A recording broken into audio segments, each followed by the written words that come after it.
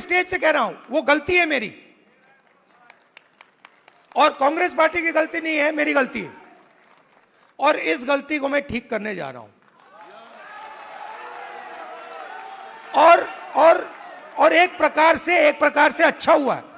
मैं सोच रहा था कि ठीक है भाई, गलती हो गई, तो अच्छा क्या है मैं आपको बताऊं कि अगर उस समय जाति जनगणना करवा दिया होता तो जैसा मैं अब जाति जनगणना कराऊंगा वैसा नहीं होता। क्योंकि जो हमने तेलंगाना में किया है, आपको वो पॉलिटिकल अर्थक्वेक है, वो हिंदुस्तान की राजनीतिक जमीन को उसने हिला दिया है। अभी आपको उसका जो आफ्टर शॉक है वो अभी आपको लगा नहीं है, मगर वो काम हो गया है। जैसे सुनामी आई थी ना, मगर जो सुनामी, जिस अर्थक्वेक ने सुनामी बनाई, वो तो आपने देखा भी नहीं, वो समुद्र के नीचे था, है ना। मैंने थोड़ा स्टडी किया, पता लगा कि जब सुनामी आई थी 1000 किलोमीटर लंबी, मतलब क्रैक जमीन में आया था, किसी ने नहीं देखा। उसके बाद में 2-3 घंटे बाद उसका असर दिखा। वही हुआ है तेलंगाना में। मैं आपको बता रहा हूं, 21वीं सदी डेटा की सदी है। मोदी जी कहते हैं data data data, DDD, 4D, 5D, 3D, ऐसे बोलते रहते हैं, सुना ना आपने। 50-60 साल पहले अगर आप पूछते पावर कहां से आती है, लोग आपको कहते पावर तेल से आती है, ब्लैक गोल्ड कहते थे उसको। जिस देश के पास तेल है उसके पास पावर है, वो पूरी दुनिया को कंट्रोल कर सकता है। अगर वही सवाल आज आप पूछें तो ब्लैक गोल्ड नहीं है, आज का तेल डेटा है। और डेटा कंपनियों के पास होता है। आप रिलायंस के पास जाइए, अमेज़न के पास जाइए, वो आपको डेटा दिखा देंगे। किसी भी अस्पताल में चले जाइए, आपको वो डेटा दिखा देंगे। मगर जो डेटा आज तेलंगाना सरकार के हाथ में आ गया है, उसका देश में कोई मुकाबला नहीं है। आज तेलंगाना में हम आपको बता सकते हैं, हम आपको 1 मिनट के अंदर बता सकते हैं कि तेलंगाना की सारी कॉरपोरेट्स में, उनकी सारी मैनेजमेंट में कितने ओबीसी हैं, कितने दलित हैं, कितने आदिवासी हैं।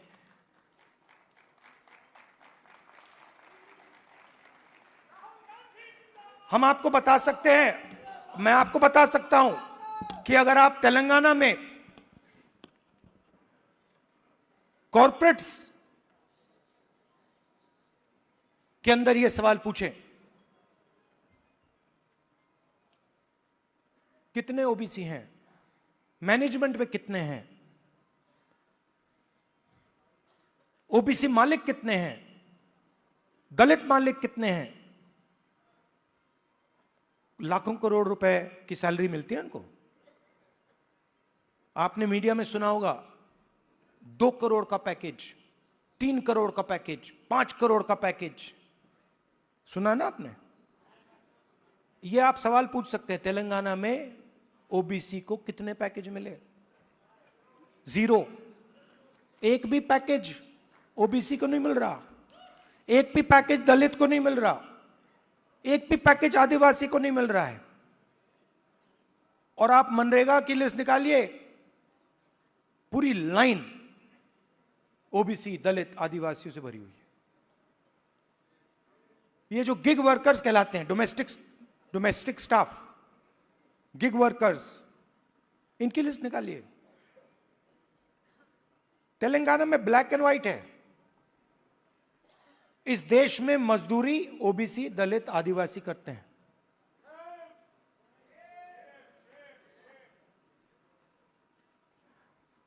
बघेल जी ने बहुत अच्छी बात बोली, उत्पादक शक्ति। मतलब देश को चलाता कौन है? देश को, उसकी, किसी भी देश को उसकी उत्पादक शक्ति चलाती है। और देश में मेन सवाल यह उठता है कि अगर उत्पादक शक्ति देश को कुछ दे रही है, भोजन देती है, औजार देती है, ये इमारतें देती हैं, तो उस शक्ति को अपने खून पसीने के लिए देश क्या देता है? मतलब आप लोग देश को बनाते हो, इमारतें आप बनाते हो, सड़कें आप बनाते हो, स्कूल आप बनाते हो, कॉलेज आप बनाते हो, अस्पताल आप बनाते हो, टेंपल भी आप बनाते हो। मेरे लिए सबसे जरूरी सवाल है, अगर आप लोग देश को बनाते हो तो इस काम के लिए देश आपको क्या देता है? आपको क्या दे रहा है आज हिंदुस्तान? प्राइवेट स्कूल, जहां पे आपको लाखों रुपए देने पड़ते हैं। प्राइवेट स्कूल किसके? आपके नहीं, ओबीसी के नहीं, दलित के नहीं, आदिवासी के नहीं। आरक्षण लूटा नहीं, आरक्षण दिया नहीं जाता है।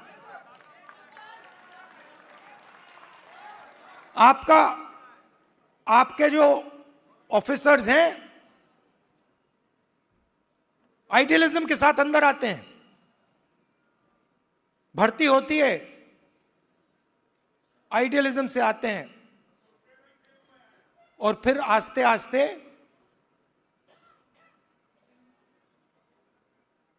कट दिया जाते हैं। ACR, annual confidential report, OBC, Dalit, Adivasi अफसरों को हत्या करने का तरीका। रिजर्वेशन आपको दी गई है, मगर फाइनेंशियल मिनिस्ट्रीज को देखिए, डिफेंस मिनिस्ट्री, फाइनेंस मिनिस्ट्री, बड़ी बड़ी मिनिस्ट्रीज को देखिए, और वहां पे आप नेशनल लेवल, मैंने चेक किया, वहां पे मुझे ओबीसी, दलित, आदिवासी नाम बता दो। मैंने मजाक किया,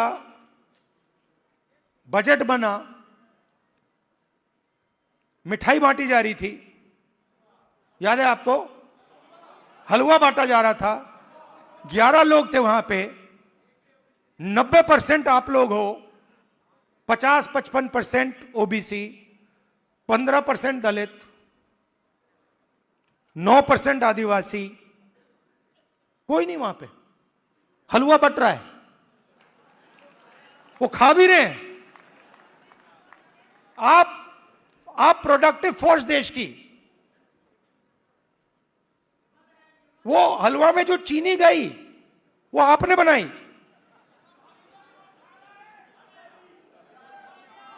वो सब आप कर रहे हो। हलवा आप बना रहे हो और खा वो रहे हैं। तो अब मैं ये नहीं कह रहा हूं कि उनको हलवा नहीं खाना चाहिए, उनको भी खाना चाहिए, मगर भैया आपको भी थोड़ा मिलना चाहिए ना।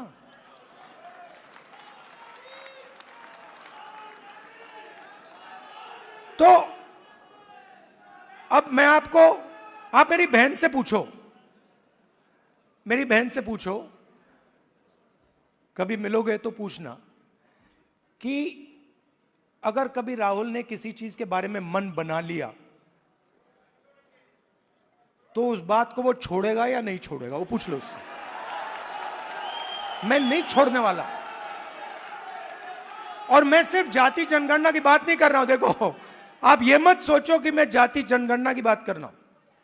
जाति जनगणना तो पहला कदम है। मैं जो आप कि जो बघेल जी ने उत्पादक शक्ति की बात की, मेरा लक्ष्य है कि उस उत्पादक शक्ति को हिंदुस्तान में रिस्पेक्ट और हिस्सेदारी मिले।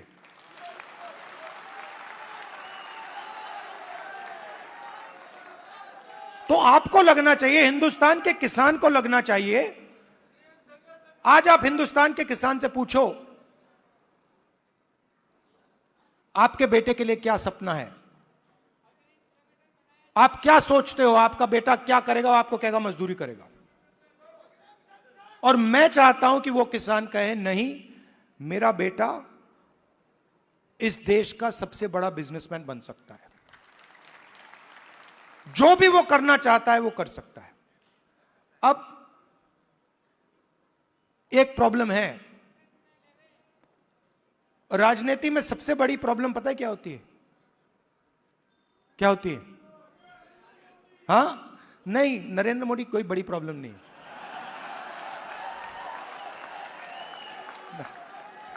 वो नहीं, मैं आपको बता रहा हूं, ये आपने अपने सिर पे चढ़ा रखा है, कोई प्रॉब्लम नहीं। ये जो मीडिया वाले हैं इन्होंने बना रखा है, इसका गुब्बारा बनाया, कोई प्रॉब्लम नहीं।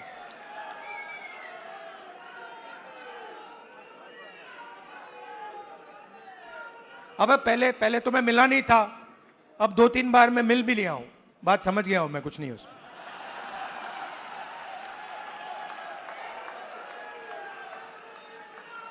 शो, पूरा शो है, दम नहीं है, बता रहा हूं। आप लोग मिले नहीं हो, मैं मिला हूं, बैठा हूं कमरे में। तो मेरा कहना है कि सबसे बड़ी प्रॉब्लम होती है राजनीति में, जो व्यक्ति अपनी शक्ति को ही नहीं समझता है। और मेरी सबसे बड़ी कंप्लेंट क्या है ओबीसी युवाओं से, कि आप अपनी शक्ति नहीं समझते हो। आपको मालूम ही नहीं कि आपकी कितनी शक्ति है, कैसी है, क्या है, वो आपको समझ नहीं। क्योंकि जिस दिन आपको अपनी शक्ति समझ आ गई, ये पूरा पलट जाएगा। तो मेरा क्यों, और अच्छा सवाल उठता है, अब आप मुझसे कहोगे कि भाई आपने कहा कि हमें अपनी राजनीतिक शक्ति नहीं समझ आती, तो फिर क्यों नहीं आती? मैं आपको बताता हूं क्यों नहीं आती। क्योंकि नहीं, बांटे नहीं गए हैं। देखिए, वो हुआ क्या है, मैं आपको बताता हूं, सुनो। और ये आपको गहराई से समझना होगा। ये आपकी, देखिए, दलितों की हिस्ट्री है, दलितों की हिस्ट्री है ना? देश के दलितों को अंबेडकर जी ने उनकी हिस्ट्री समझाई। और अगर आप आज दलित से पूछें कि भाई आपकी हिस्ट्री क्या है, वो आपको 3000 साल की हिस्ट्री बता देगा। वो आपसे कहेगा, देखिए, हमें अछूत कहा जाता था, हमें बाहर रखा जाता था, हमें मारा जाता था। एक सेकंड में आपको बताएगा। आप वही सवाल आदिवासियों से पूछो, आपकी हिस्ट्री क्या है, वो आपको बता देगा। मगर अगर आप ओबीसी से पूछो कि भैया आपकी हिस्ट्री क्या है, आप जवाब नहीं दे पाते हो। इसका कारण है आपकी हिस्ट्री को आरएसएस और बीजेपी ने मिटाया है।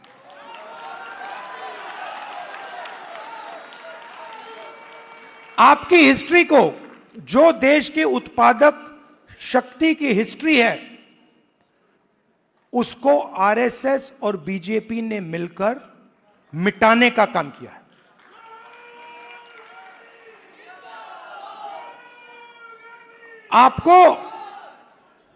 आप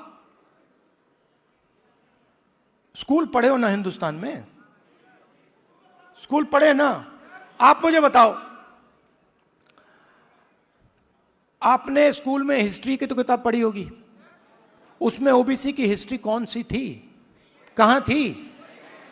उसमें कहीं लिखा था ओबीसी की हिस्ट्री के बारे में? कुछ लिखा था? मैंने तो नहीं पढ़ा।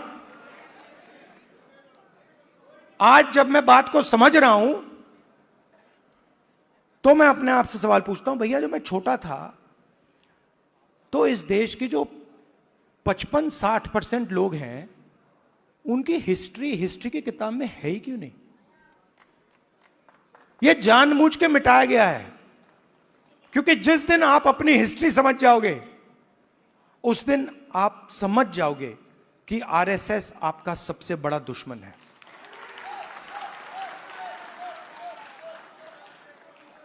और आरएसएस ने आप पर आक्रमण किया है, और यह कोई नई बात नहीं है, यह हजारों साल से आक्रमण कर रहे हैं आप पे, मनुवादी वही। और यह हर लेवल पे होता है, हर लेवल पे होता है। ये एजुकेशन में होता है,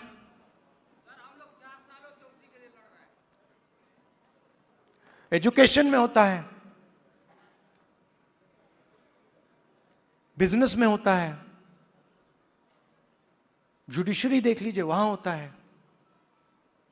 सब जगह आपके खिलाफ डिस्क्रिमिनेशन हो रहा है। मोदी जी कहते हैं, मोदी जी कहते हैं हिंदू इंडिया, हिंदू इंडिया कहते हैं। 50% हिंदू तो आप हो। अगर हिंदू इंडिया है और 50% आप हो, तो मीडिया में आपका एक आदमी क्यों नहीं है? कॉर्पोरेट इंडिया में आपका एक आदमी क्यों नहीं है? औरत क्यों नहीं है? मीडिया के एंकर्स की लिस्ट निकालो, ओबीसी नाम दिखा दो मुझे, कहां है? बड़े बड़े पत्रकारों के नाम निकालो, ओबीसी कहां है? कौन है वहां पे? अदानी ओबीसी है क्या? आपकी पूरी की पूरी जमीन उसको दी जा रही है, पूरी की पूरी आपकी जमीन। ओबीसी दलित आदिवासियों की जमीन छीन छीन कर अदानी को दी जा रही है, अंबानी को दी जा रही है, टाटा को दी जा रही है, इन लोगों को दी जा रही है। इनके सिस्टम में कोई ओबीसी है ही नहीं, दलित है ही नहीं, आदिवासी है ही नहीं। तो इसलिए हमने कहा है सबसे पहले जहां भी हमारी सरकार होगी वहां जाति जनगणना होगा, एक्सरे होगा, एमआरआई होगा। हमें पता लगाना है ओबीसी कितने हैं, कहां हैं, क्या करते हैं, कितनी भागीदारी है, कितना पैसा है, यह हम सब जानना चाहते हैं। दूसरी बात, जैसे ही जाति जनगणना होता है वैसे ही 50% की दीवार वहीं टूट जाती है। तेलंगाना के चीफ मिनिस्टर ने जाति जनगणना के होने के एकदम बाद अपने आप 50% की दीवार तोड़ दी, और उन्होंने कहा कि भाई, मैंने उनसे पूछा, उन्होंने कहा राहुल जी जब मैंने ये देखा मेरे सामने कोई ऑप्शन ही नहीं है, मुझे ये करना पड़ा क्योंकि मुझे अन्याय दिखा। कल भाषण में उन्होंने बोला। तो पहला काम जाति जनगणना जहां भी हमारी सरकार होगी, 50% की दीवार जहां भी हमारी सरकार होगी, और दूसरा काम नेशनल लेवल पे, ये दोनों काम।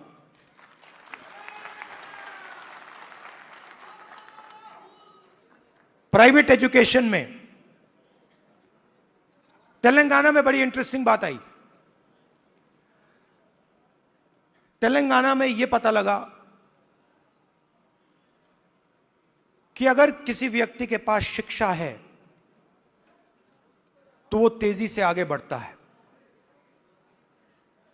Education is critical to progress. और तेलंगाना में दूसरी बात पता लगी कि अगर आपके पास शिक्षा है और अगर आपके पास अंग्रेजी भी है तो डबल बैरल प्रोग्रेस होती है। बीजेपी के नेता कहते हैं अंग्रेजी को हम हिंदुस्तान से मिटा देंगे। नहीं नहीं, मगर आप उनसे एक बात पूछिए, आप अंग्रेजी मिटाना चाहते हो, मगर आपके बच्चे कहां पढ़ते हैं? आपके बच्चे क्या हिंदी मीडियम में पढ़ते हैं या इंग्लिश मीडियम में पढ़ते हैं? आपके बच्चे क्या लंदन में पढ़ते हैं, अमेरिका में पढ़ते हैं, वहां क्या हिंदी में पढ़ते हैं? वो नहीं। तो रीजनल लैंग्वेज, रीजनल भाषा, हिंदी, तमिल, ये सब जरूरी है। बंगाली, पंजाबी, कन्नड़ा, ये सब जरूरी है, मगर उसके बिल्कुल साइड में अंग्रेजी भी जरूरी है।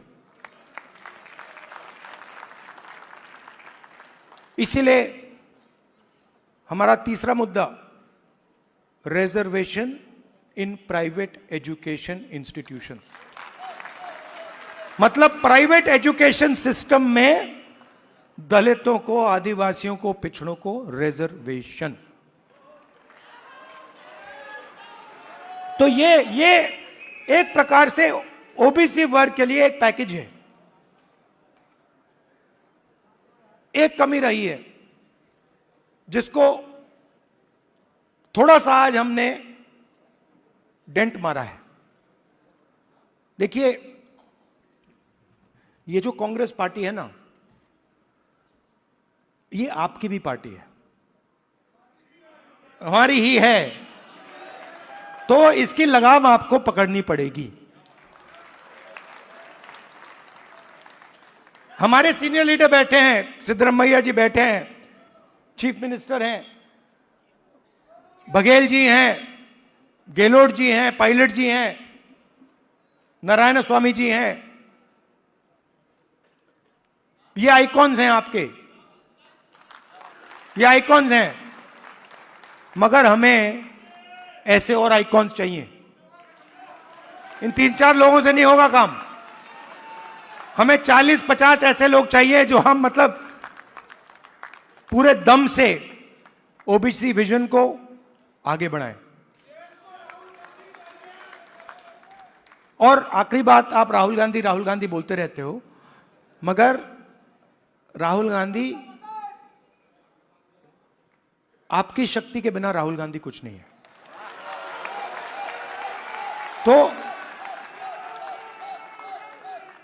तो मेरा काम